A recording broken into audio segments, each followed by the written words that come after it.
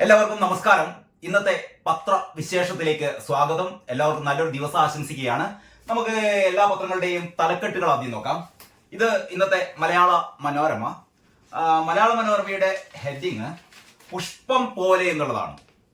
അതായത് ഡൽഹിയിൽ BJP അധികാരം തിരിച്ച് എടുത്ത് എന്ന് പറഞ്ഞാൽ വർഷങ്ങൾക്ക് ശേഷം ഡൽഹിയിൽ അധികാരത്തിലെത്തുമ്പോൾ പ്രതീക്ഷിച്ച അത്ര വലിയ ഒരു ഒരു ഒരു എന്താ പറയാ ഒരു എതിർപ്പുകളൊന്നും ഇല്ലാതെ എന്ന് പറഞ്ഞാൽ വളരെ ദുർബലനായ കെജ്രിവാളിനെ തോൽപ്പിച്ച് ആപ്പിനെ നിലംപരിശാക്കി കോൺഗ്രസിനെയും എന്താ പറയാ തുടച്ചു നീക്കി BJP നേടിയ ആ മഹാവിജയത്തെ ആ തലക്കെട്ടിലെ ഒരു ലാളിത്യം ഉണ്ടല്ലോ, അതായത് പുഷ്പം പോലെ നമ്മൾ പറയില്ലേ, പുഷ്പം പോലെ ചെയ്തെന്ന് പറഞ്ഞാൽ വളരെ നിസ്സാരമായി ഡൽഹി BJP പിടിച്ചടക്കി എന്ന് ധ്വനിപ്പിക്കുന്ന തലക്കെട്ടാണ്. ഡൽഹി 27 വർഷത്തിന് ശേഷം ഭരണം പിടിച്ച് BJP എന്ന് പറയുന്ന ഒരു ഡെക്കുണ്ട്.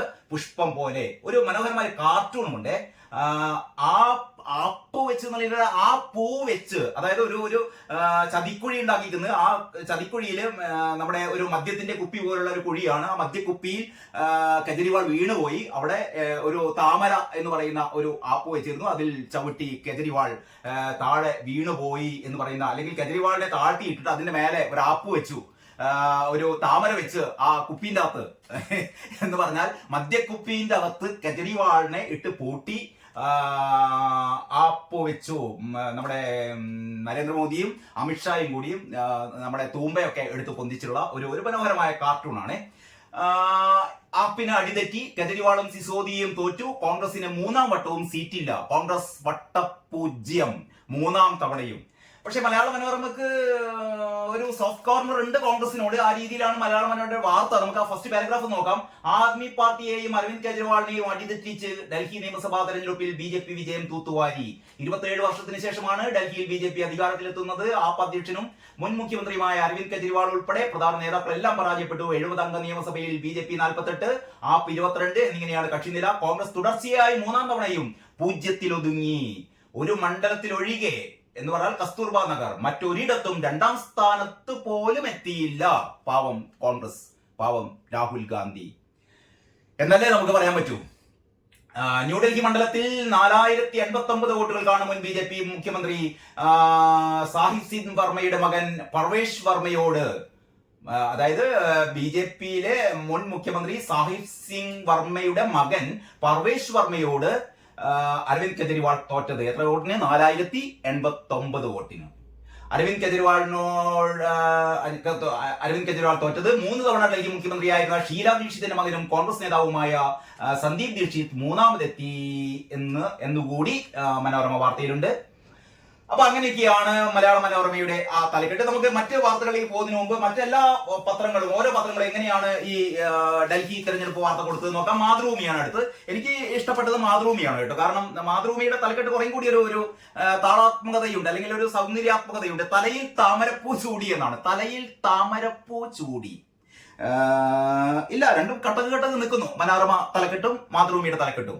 അതായത് ചൂലൊക്കെ ഒരു ഭാഗത്തേക്ക് മാറ്റിയിട്ട് നമ്മുടെ നരേന്ദ്രമോദി, ഗോപികൃഷ്ണന്റെ മനോഹരമായ വര, ഗോപികൃഷ്ണൻ ഇങ്ങനെ ഓരോ ദിവസവും തകർക്കുകയാണ് കേട്ടോ ഗോപി. അങ്ങനെ നരേന്ദ്രമോദി ചൂലിന് പകരം മൂപ്പരൊരു ഇതാണ്, എന്താ പറയാ, ഒരു മെഷീൻ വെച്ചിട്ട് ഇത് വലിച്ചെടുക്കുകയാണ്. ഈ മാലിന്യങ്ങളൊക്കെ മാറ്റുന്ന ഒരു മെഷീനുമായിട്ടാണ് നരേന്ദ്രമോദി എത്തിയത്. അങ്ങനെ ചൂലൊന്നും വേണ്ട, ചൂലുകൊണ്ട് അടിച്ചു വാരിയാൽ വൃത്തിയാകുന്ന ഡൽഹിയൊക്കെ പോയി. ഇപ്പൊ ഡൽഹി വൃത്തിയാകണമെങ്കിൽ ചൂലൊന്നും പോരാ. ചൂലൊക്കെ വലിച്ചെറിഞ്ഞ് നരേന്ദ്രമോദി ഇതാ BJPയുടെ പുതിയ പദ്ധതികളുമായി രംഗത്തെത്തിയിരിക്കുന്നു എന്ന് ധ്വനിപ്പിക്കുന്ന ആ ഒരു മനോഹരമായ കാർട്ടൂൺ. എനിക്ക് തോന്നുന്നു മാതൃഭൂമിയുടെ ഹാഫ് പേജ് പരസ്യം കഴിഞ്ഞാൽ പിന്നെ ഹാഫ് പേജ് വാർത്തയാണ്. അതിൽ നിറഞ്ഞു നിൽക്കുന്നത് ഗോപികൃഷ്ണന്റെ ഈ കാർട്ടൂൺ തന്നെയാണ്. അതായത് ഈ വാക്കുകളെക്കാൾ വരകളാണ് മനുഷ്യരുടെ മനസ്സിലേക്ക് പെട്ടെന്ന് പതിയുക എന്നുള്ള തരത്തിൽ മാതൃഭൂമി ഗോപികൃഷ്ണനെ വളരെ സുന്ദരമായി ഗോപികൃഷ്ണനെ ഉപയോഗപ്പെടുത്തുന്നുണ്ട് മാതൃഭൂമിയും. അപ്പം തലയിൽ താമരപ്പൂ ചൂടി. 20ഓളം മണ്ഡലങ്ങളിൽ കോൺഗ്രസ് പിടിച്ച വോട്ടിനേക്കാൾ കുറഞ്ഞ വ്യത്യാസത്തിലാണ് ആപ്പ് സ്ഥാനാർത്ഥികൾ തോറ്റെന്ന് പറയുന്നു. ഡൽഹി പിടിച്ച് BJP തലസ്ഥാനത്ത് ഭരണത്തിൽ തിരിച്ചെത്തുന്നത് 27 വർഷത്തിന് ശേഷം. അങ്ങനെ ഒരുപാട് ഹൈലൈറ്റ്സ് ഒക്കെ കൊടുത്തിട്ടാണ് ഈ കാര്യം പറയുന്നത്. ഇതിന്റെ അരുൺ സാബുവിന്റെ റിപ്പോർട്ടാണ്. രാജ്യ തലസ്ഥാനമായ ഡൽഹിയിൽ 27 വർഷത്തിന് ശേഷം BJP ഭരണം പിടിച്ചു. 10 വർഷം തുടർച്ചയായി ഭരിച്ച ആം ആദ്മി പാർട്ടിയെ അട്ടിമറിച്ച് 70ൽ 48 സീറ്റ് നേടിയാണ് ആധികാരികമായ വിജയം. മോദി സർക്കാർ കേന്ദ്രത്തിലെ അധികാരത്തിലെത്തി 11ാം വർഷത്തിലാണ് ഈ നേട്ടം.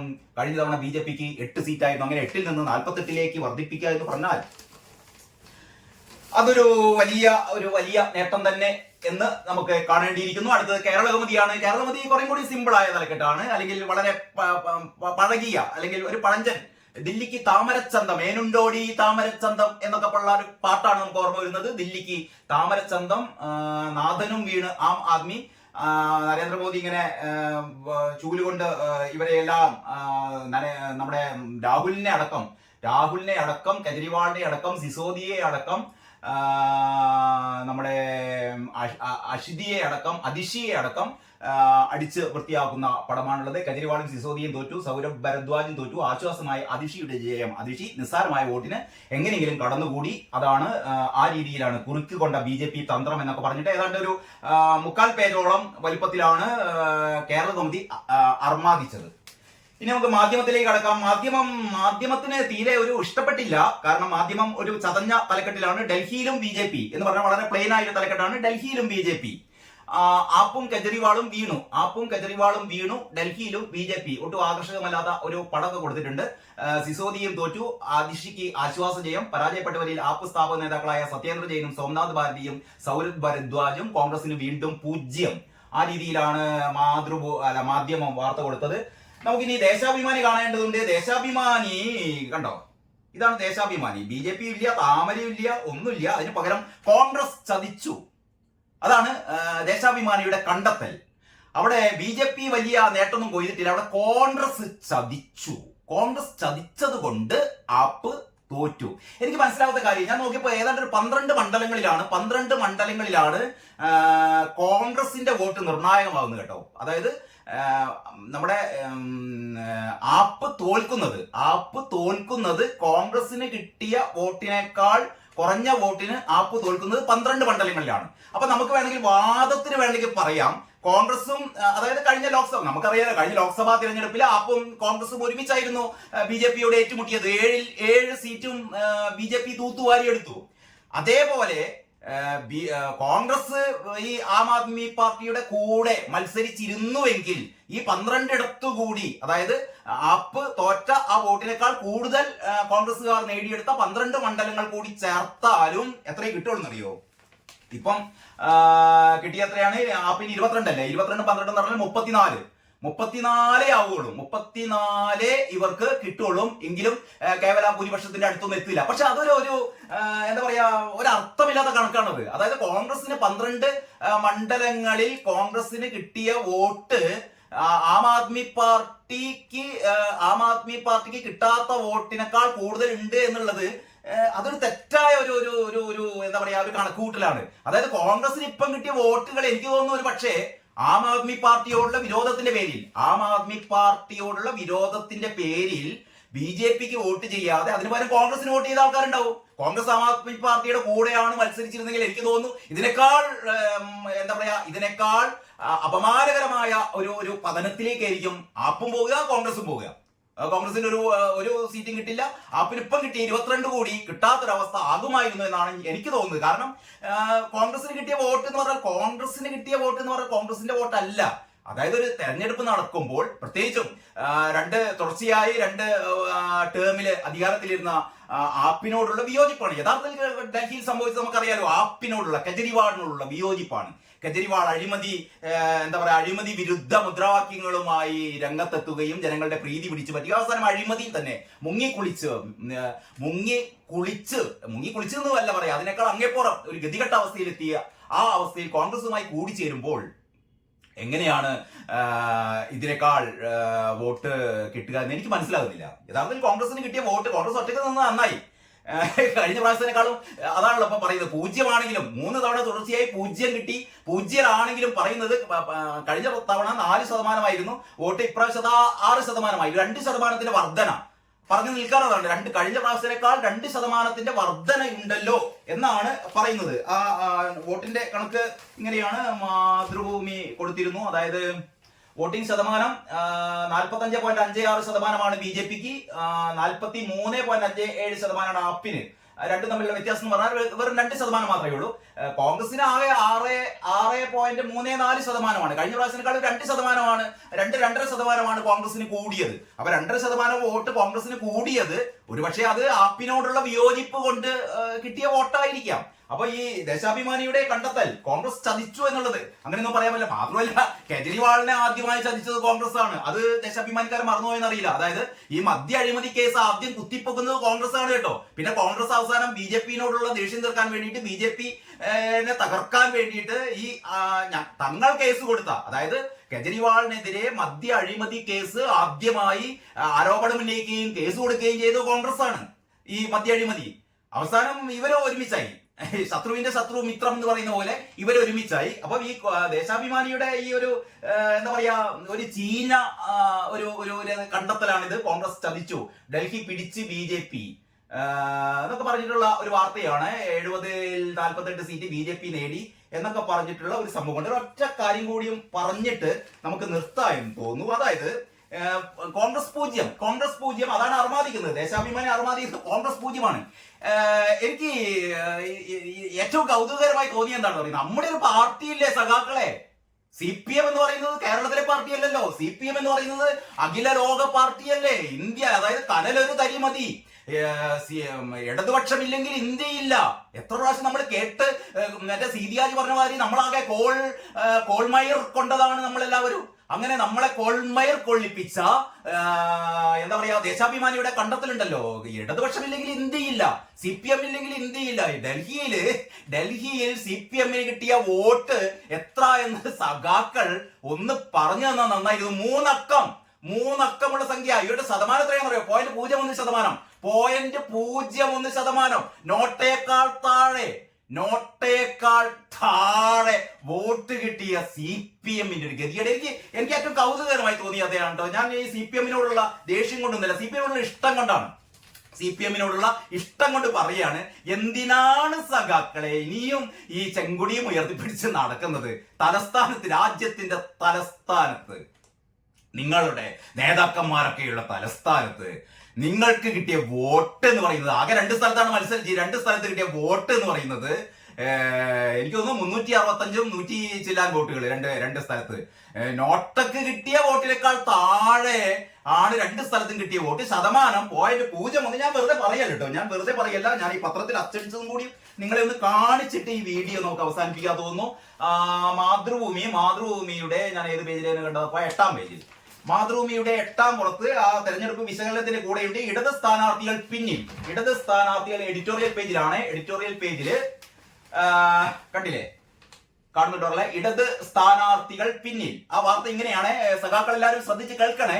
കോൺഗ്രസിന് 0 കിട്ടി എന്ന് അർമാദിക്കുന്നതിന്റെ ഇടയിൽ അവർക്ക് 6 ചില്ലറ ശതമാനം വോട്ടുകൾ കിട്ടിയിരുന്നു. നിങ്ങൾക്ക് കിട്ടിയ വോട്ടുകൾ ഇതാ പറയുന്നു. നിയമസഭാ തെരഞ്ഞെടുപ്പിൽ മത്സരിച്ച ഇടതു പാർട്ടികൾ വോട്ടിൽ ഏറെ പിന്നിൽ. CPI, CPM, CPI-ML എല്ലാവരും ചെങ്കൊടി പിടിക്കുന്ന എല്ലാവരും ഫോർവേഡ് ബ്ലോക്ക് പാർട്ടികൾ ഇടതുപക്ഷമായാണ് മത്സരിച്ചത്. CPI 0.02%, CPI സഖാക്കൾ 0.02%. നിങ്ങൾക്ക് അഭിമാനിക്കാൻ കേട്ടോ. കാരണം CPM 0.01% വോട്ടേ നേടിയുള്ളൂ എന്ന് മാതൃഭൂമി പറയുന്നു. ഇനി ആ കാര്യം പറയുന്നത് ഞാൻ നോക്കിക്കഴിഞ്ഞപ്പം പിന്നുള്ളത് മാധ്യമത്തിലാണ് കേട്ടോ. മാധ്യമത്തിന്റെ 8-ാം പുറത്ത് പറയുന്നുണ്ട്. മാധ്യമത്തിന്റെ 8-ാം പേജിൽ വോട്ട് കണക്കിലുണ്ട് കാര്യങ്ങൾ എന്ന് പറയുന്ന ഭാഗത്ത് പറയുന്നു, CPM നോട്ടക്ക് പിന്നിൽ. അങ്ങനെ തന്നെയാണ് മാധ്യമം പറയുന്നത് കേട്ടോ. CPM നോട്ടക്ക് പിന്നിൽ. ബഹുഭൂരിപക്ഷം മണ്ഡലങ്ങളിലും വോട്ടെണ്ണത്തിൽ നോട്ട 4-ാമതെത്തി. അതായത് മിക്കവാറും മണ്ഡലങ്ങളിലൊക്കെ നോട്ട 4-ാമതെത്തി. ഈ നമ്മുടെ BJPയും ആപ്പും കോൺഗ്രസും കഴിഞ്ഞാൽ പിന്നെ ഉള്ളത് നോട്ടയാണ്. 4-ാം സ്ഥാനത്ത് നോട്ടയാണ്. വോട്ട് വിഹിതം 0.57% കേട്ടോ. 0.57% നോട്ടയുടെ വോട്ടിംഗ് ശതമാനം. വോട്ടിന്റെ എണ്ണം 53,738 വോട്ട് നോട്ടക്ക് കിട്ടി കേട്ടോ. അതേസമയം ദേശീയ പാർട്ടിയായ ആരാണ് ദേശീയ പാർട്ടിയായ നമ്മൾ ഇന്ത്യ ഇല്ല, നമ്മളില്ലെങ്കിൽ ഇന്ത്യയില്ല. ആ നമ്മൾക്ക് എത്ര കിട്ടിയെന്നറിയോ? ദേശീയ പാർട്ടിയായ CPM വോട്ട് വിഹിതത്തിൽ നോട്ടയേക്കാൾ പിന്നിലായി. 0.01% മാത്രം. തമ്മിൽ ഭേദം CPI ആണ്. നമ്മുടെ ബിനോയ് വിശ്വത്തിന് ആഹ്ലാദിക്കാം. വലിയേട്ടനേക്കാൾ അവർ നേട്ടം കൊയ്തു. അവർക്ക് എത്രയാണ്? 0.02% ഉണ്ട് വോട്ട് വീതം. CPM-ന് 0.01 ഉള്ളൂ, മറ്റൊരു 0.02 ഉണ്ട്. ഇതാണ് ഇന്നത്തെ തിരഞ്ഞെടുപ്പ് വാർത്തകളെ സംബന്ധിച്ച് ഒരൊറ്റ നോട്ടത്തിൽ നമ്മൾ 5 പത്രം, സാധാരണ ഞാൻ വിശകലനം നടത്താറുള്ള ഈ 5 പത്രത്തിലെ തിരഞ്ഞെടുപ്പുമായി ബന്ധപ്പെട്ട വാർത്തകൾ ഒറ്റ നോട്ടത്തിൽ നമുക്ക് ഇങ്ങനെയാണ് മനസ്സിലാക്കാൻ കഴിയുന്നത്. ഏതായാലും നമുക്ക് 2 സിന്ദാബാദ് വിളിച്ചുകൊണ്ട്, അല്ലെങ്കിൽ ഈ സഖാക്കൾക്ക്, കാരണം നമ്മൾ 0.01% മതി, അതാണ് എനിക്ക് പറയാനുള്ളത്. ഞാൻ ആക്ഷേപിക്കല്ല കേട്ടോ, ഈ സഖാക്കൾ അങ്ങനെ തെറ്റിദ്ധരിക്കണ്ടേ. നമുക്ക് ഈ BJPക്ക് കിട്ടിയ, BJPക്ക് എത്ര ശതമാനമാണ്? 48 BJPക്ക് കിട്ടിയ വോട്ടുകൾ 45.56%. BJPക്ക് 45.56%, ആപ്പിന് 43.57%, കോൺഗ്രസിന് 6.34%. ഇതിനേക്കാളൊക്കെ വലിയ വോട്ടാണ് 0.01% എന്ന് പറയുന്ന നോട്ടയേക്കാൾ താഴെയുള്ള നമ്മൾ മത്സരിച്ചത് നോട്ടയോടാണ്. അത് മനസ്സിലായില്ലേ? നമ്മൾ മത്സരിച്ചത് നോട്ടയോടാണ്. നോട്ടയോട് മത്സരിച്ചിട്ട് നമ്മൾ നോട്ടക്ക് തൊട്ടു പിന്നിൽ. നോട്ടക്ക് 53,000 വോട്ട് കിട്ടിയപ്പോ നമുക്കൊരു 1,000 ഒന്നും കിട്ടിയില്ല. നമ്മളൊരു 100ന്റെ മേലേക്ക് കടന്നു. വലിയ വിജയമല്ലേ? വലിയ വിജയമല്ലേ? ഈ പറയുന്ന കെജ്രിവാളിനെയാണ് നമ്മൾ പണ്ട് അങ്ങോട്ടേക്ക് ഈ ഇടതുപക്ഷ CPM-ന്റെ പ്രചരണാർത്ഥം പണ്ട് ലോക്സഭാ തെരഞ്ഞെടുപ്പിൽ കെജ്രിവാളിനെ കൊണ്ടുവരേണ്ട ഒരു ആലോചനയ്ക്ക് ഉണ്ടായിരുന്നു കേട്ടോ. ഇനി നമുക്ക് കെജ്രിവാളിനെ കൊണ്ടുവരാം. അടുത്ത തെരഞ്ഞെടുപ്പ് നടക്കുന്നുണ്ട്. അടുത്ത പഞ്ചായത്ത് തെരഞ്ഞെടുപ്പിലും അതിനുശേഷം നടക്കുന്ന നിയമസഭാ തെരഞ്ഞെടുപ്പിലും ഒക്കെ നമുക്ക് കെജ്രിവാളിനെ വിളിച്ചു കൊണ്ടുവരാം. കെജ്രിവാളിന്റെ അഴിമതി വിരുദ്ധ പോരാട്ടം. കാരണം ദേവരുടെ ആളാണ് ഇവിടെ ഉള്ളത്, മറക്കരുത്. ഞാൻ ഏതായാലും കൂടുതൽ ദീർഘിപ്പിക്കുന്നില്ല. അതുകൊണ്ട് എല്ലാ സഖാക്കന്മാർക്കും നിങ്ങൾക്ക് കുണ്ഠിതപ്പെടേണ്ട എന്ന ഒരു ഉപദേശം നൽകിക്കൊണ്ട് നമ്മുടെ 0.01% വോട്ട് എന്ന് പറയുന്നത് ഈ BJP കിട്ടിയ 46%-ത്തേക്കാൾ തിളക്കമുള്ളതാണ് എന്ന് നമ്മൾ വിശ്വസിക്കുക. നമ്മൾ എന്നിട്ട് ധീരമായ മുദ്രാവാക്യം വിളികളോടെ നമ്മൾ കനലൊരു മതി, കനലില്ലെങ്കിലും ചാരം മതി, കാരണം ചാരത്തിൽ നിന്ന് ഉയർന്നു വരുന്ന ഒരു നേതാവാണ് നമുക്കുള്ളത് എന്ന് നമുക്ക് അഭിമാനപൂർവ്വം പറയാം. പിണറായി വിജയൻ എന്ന് പറയുന്ന ഫീനിക്സ് പക്ഷി നമ്മുടെ കൂടെ ഉള്ളിടത്തോളം കാലം നമുക്ക് ഈ 0.01% എന്ന് പറയുന്നത് BJP-യുടെ 46%-ത്തേക്കാൾ മൂല്യമുള്ളതാണ്, തിളക്കമുള്ളതാണ്. അതുകൊണ്ട് ജയ് CPM എന്ന് മുദ്രാവാക്യം വിളിച്ചുകൊണ്ട് ഞാൻ ഈ വീഡിയോ ഇവിടെ അവസാനിപ്പിക്കുകയാണ്. എല്ലാവർക്കും നന്ദി, നമസ്കാരം.